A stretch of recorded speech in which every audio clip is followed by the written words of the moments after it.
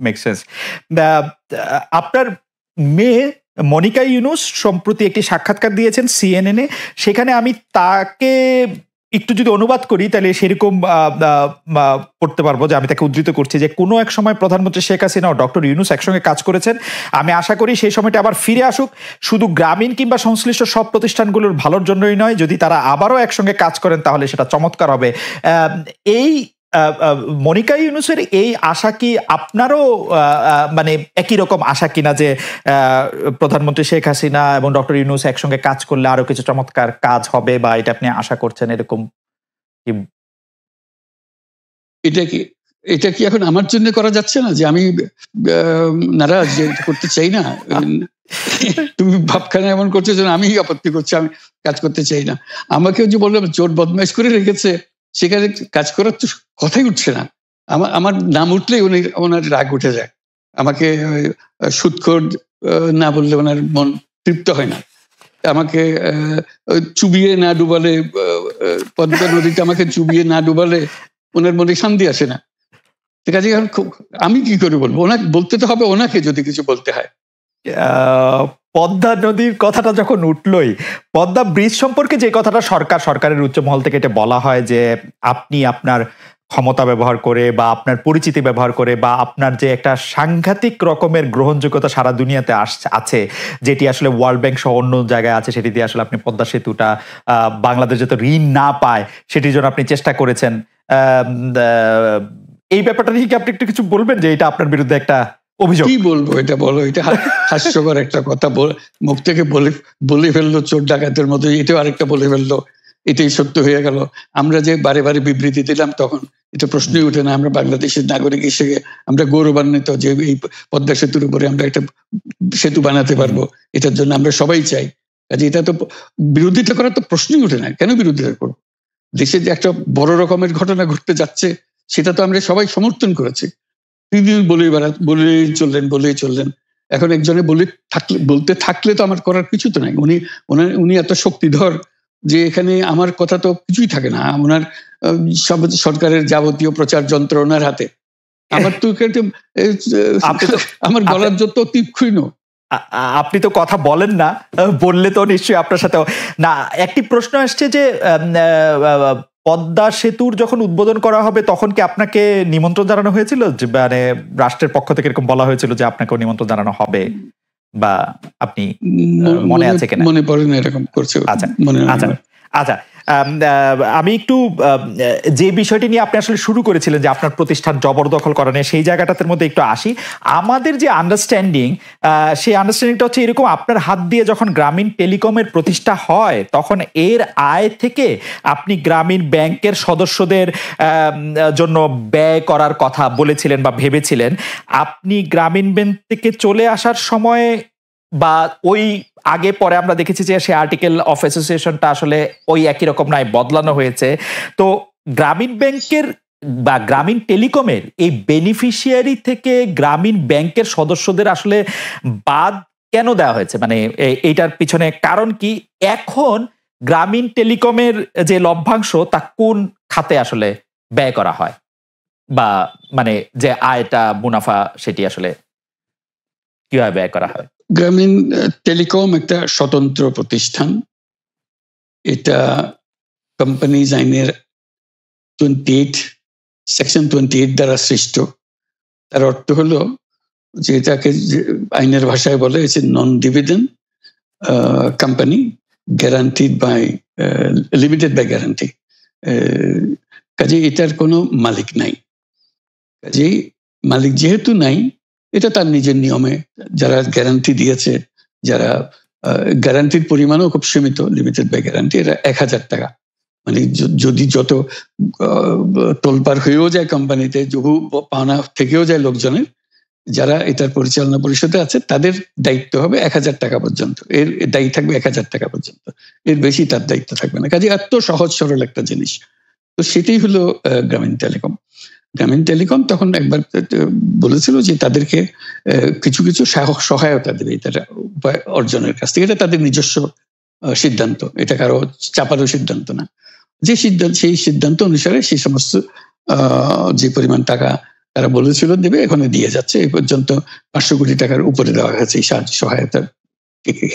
কাজে ওইটা যে আমরা বা গ্রামীণ টেলিকম এটার থেকে পৃথক হয়ে গেছে, তার যে কথা দিয়েছিল, কথা পুরো, এটা একটা কথা দিয়েছিল, এটা পূরণ করছে না, এটা আইনিগত কোনো যে আইনি বাধ্য হতে আমাদের দিতে বাধ্য হবেন এরকম কিছু ছিল না। কাজে এই ধরনের বিষয়টা এই টেলিকমের বিষয়ে বলা। গ্রামীণ ব্যাংকের আপনি যখন মানে গ্রামীণ টেলিকমটা আপনি প্রতিষ্ঠা করেন, সেই সময়ে গ্রামীণ টেলিকমের সাথে গ্রামীণ ব্যাংকের সম্পর্কের যে বিধিমালা, সেই বিধি কি আপনি যখন চলে এসছেন গ্রামীণ ব্যাংক থেকে সেটি পরিবর্তন করা হয়েছিল? তো সেই পরিবর্তনটি মানে পরিবর্তনটির জায়গাটা যদি আমাদের একটু পরিষ্কার করতেন। পরিবর্তন ছিল যে আগে এটা নমিনেট করতে পারতো গ্রামীণ ব্যাংক, চেয়ারম্যান পদের জন্য একজন লোক নমিনেট করতে পারতো। আমরা যেহেতু গ্রামীণ ব্যাংক থেকে আমাদেরকে সরিয়ে দেওয়া হয়েছে, তখন আমরা মনে করলাম যে এটা রাখার আর দরকার নাই, গ্রামীণ টেলিকম থেকে সেই পদটা আমরা পরিষ্কার করে দিয়েছি, যখন এটা আর দরকার নাই। এইটুকুই পরিবর্তন হয়েছে। এটা ন্যায়সঙ্গতভাবে পরিবর্তন করার ধারা অনুযায়ী যা যা করতে হয় সেটা করা হয়েছে। এতে তার ইচ্ছা বা তার কর্তব্য, তার করণীয় যে অবজেক্টিভস আছে, কোথাও পরিবর্তন হয় নাই। এই ক্ষেত্রে আমাদের এই বিষয়ে আর কি এইটাই আমাদের আরেকটা প্রশ্ন, সেটা হচ্ছে যে গ্রামীণ টেলিকম কি গ্রামীণ ফোন থেকে প্রায় 37% লভ্যাংশ পায়, যে এবং যদি পায় 34% লভ্যাংশ পায়, সেই 34% লভ্যাংশের যে টাকাটা, সেই টাকাটা কোথায় বা কি উদ্দেশ্যে ব্যয় করা হয়? সেই সামাজিক ব্যবসায় যেটি আসলে আপনার প্যাটেন্ট করা সোশ্যাল বিজনেস, সেটির কাঠামোটা আসলে কি বা সেটি কিভাবে আপনি করেন? সামাজিক ব্যবসা হলো এমন একটা নতুন ধরনের ব্যবসার চিন্তা, যেটা আমরা প্রমোট করছি, আমরা নিজেরা প্র্যাকটিস করছি।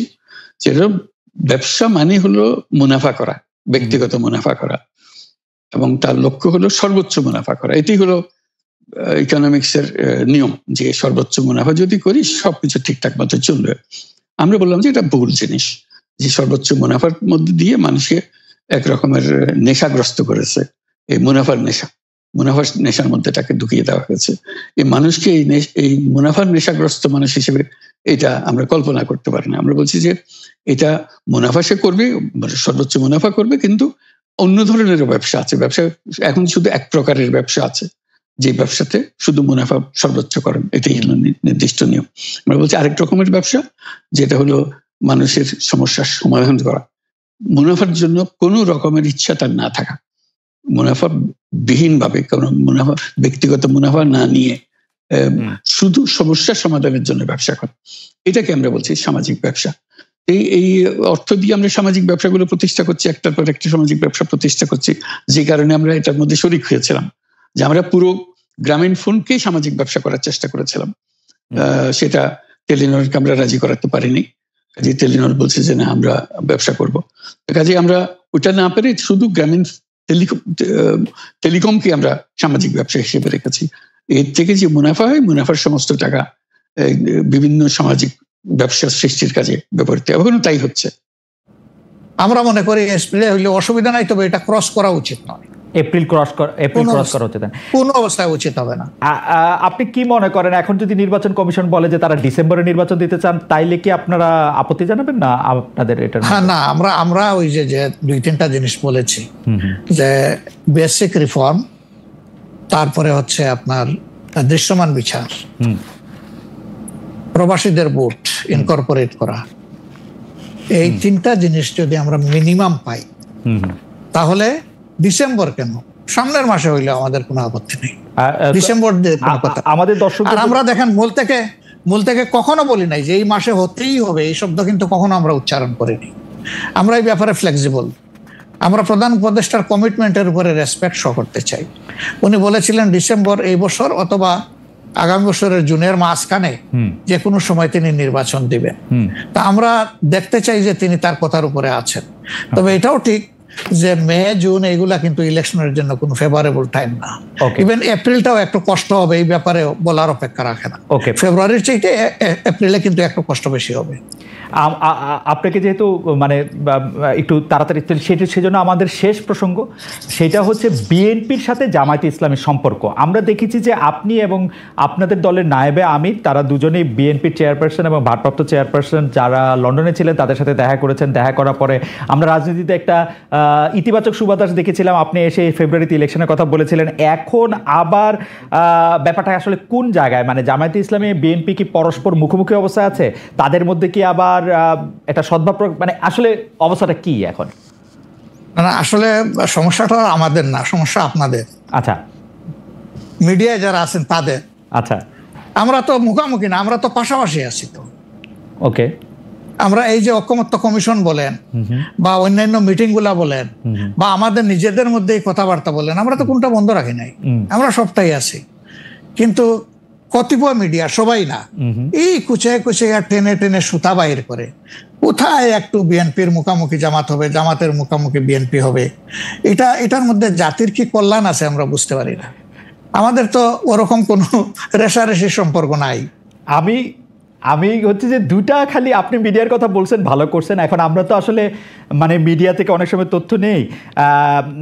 বিএনপির নেতার প্রসঙ্গে একটি সংবাদ শিরোনাম আমি পড়েছি, ভোট হলে তো তাদের গুরুত্ব থাকবে না, জামায়াতকে ফখরুলের খোঁচা, স্বাধীনতার অবিশ্বাসীদের সমর্থন করা যাবে না, মির্জা ফখরুল। আবার আরেকটা রিপোর্ট, আবার আরেকটা পত্রিকার রিপোর্ট, জামায়াতকে স্বাধীনতা বিরোধী বলা হলে অনেকের বাবাও রাজাকার ছিলেন, জামায়াতের সাধারণ সম্পাদক বলছেন। তো আপনি আসলে শুধু মিডিয়াকে না বলে, আমরা তো একটা নেতাদের মধ্যে আপনারে তত একটা দেখি না, মানে আপনারা আমি মনেই করতে পারতেছি না, আমি প্রাণপণে মনে করতে চেষ্টা করতেছিলাম, কিন্তু নেতা কর্মীদের মধ্যে তো ব্যাপারটা আসলে আমরা দেখি না। না, আছে, এটা আমি অস্বীকার করব না।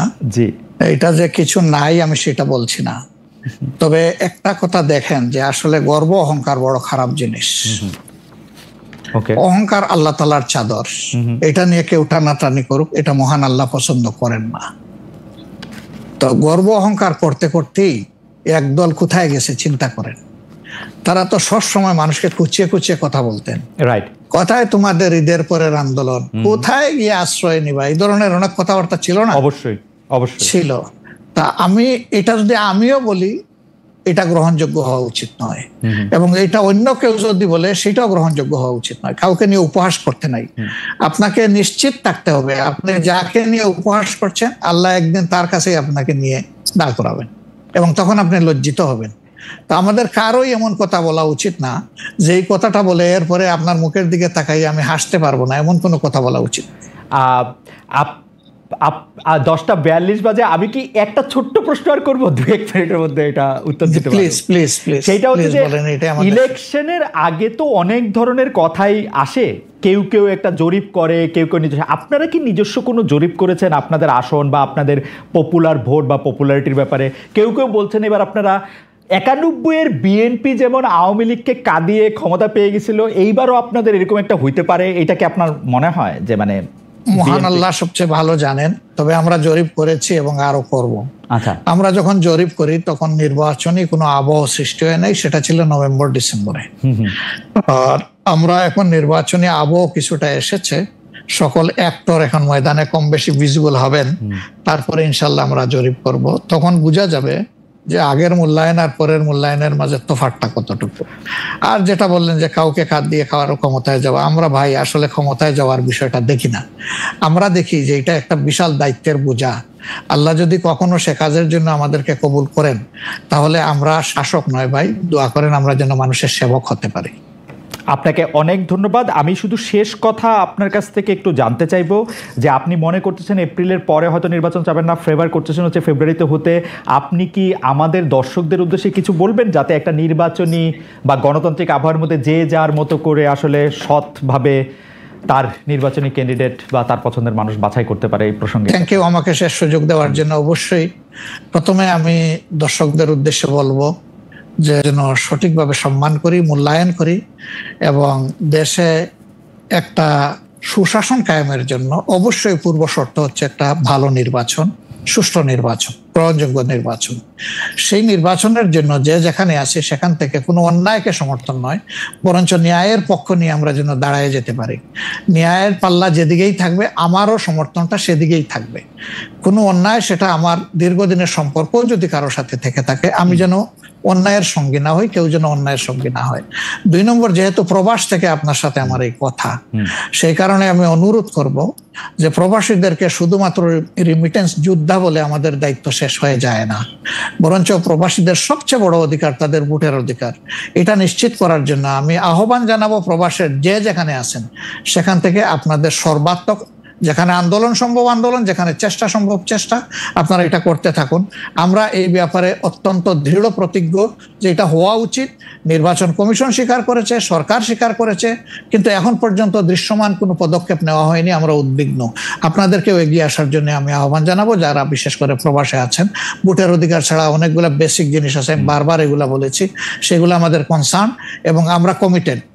দেশ এবং বিদেশে যারাই আমাদের আছেন তাদের অধিকারের ব্যাপারে আমরা কারোর সাথে কোনো কম্প্রোমাইজ করব না, ইনশাআল্লাহ। ডক্টর শফিকুর রহমান, আপনাকে অনেক অনেক ধন্যবাদ। আপনি আপনার সময় দিয়েছেন, আপনার জরুরি কাজ আছে, নাহলে আমরা আরো কিছুক্ষণ আপনার সাথে কথা বলার এটা সুযোগ নিতাম। ভবিষ্যতে নিশ্চয়ই আমাদের সেই সুযোগ আরো হবে। আপনাকে ধন্যবাদ।